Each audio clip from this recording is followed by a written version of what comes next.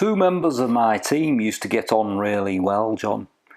They used to go out with each other socially and meet each other in the evenings. However, just recently something must have happened, as they don't seem to be getting on at all well. And they don't seem to want to work together anymore. I need them to run events and work in partnership, so I can't split them up. And last week, one of them came to me with a complaint against other, saying that the way they work is unprofessional and not good enough. But I disagree, you see, John. I think that their work is just fine. So, what should I do? So what I'm hearing is that there is a relationship breakdown between the two individuals in your team that used to get along really well, and now they've invited you to get involved to resolve the particular issue, which one person is complaining is the result of lack of productivity. Okay, so I'm going to have to make a couple of assumptions here.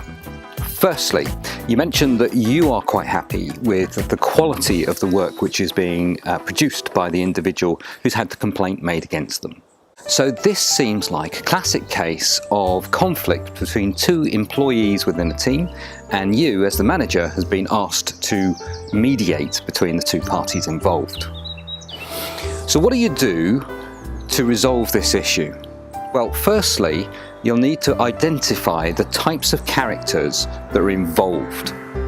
Now, the interesting thing about social styles is that once their base need, the thing that sits right at the base of their personalities that they require in order to feel good about themselves, but once that has been threatened, then they enter into this cycle of conflict.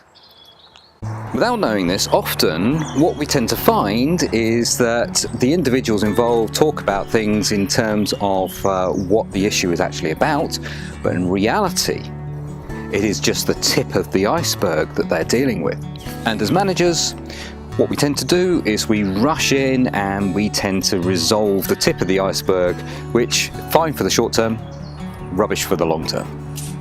So, getting to the root of the problem is the key for conflict resolution, as it deals with what the real issue is for the longer term.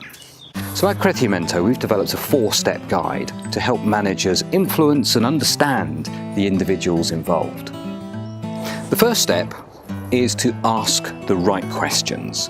Get beneath the surface, dig deeper, find out exactly what the feelings and the perspectives of the individuals are that are in conflict. Then listen to identify their social style and appreciate their logic and the way that they think. Thirdly, show you understand by summarising in your own words the conversation to date. This is where high levels of trust start to be built. Finally, use your influencing skills. Now at Clinic2 we have different topics which we'll cover on influencing, but use those skills in order to satisfy the base need of the individuals concerned and move them both forwards. Now, I'm not going to lie to you, there's no magic wand that we can wave and everything will be okay. Conflict resolution demands a high level of skills of communication and listening techniques. However, together, we can do it.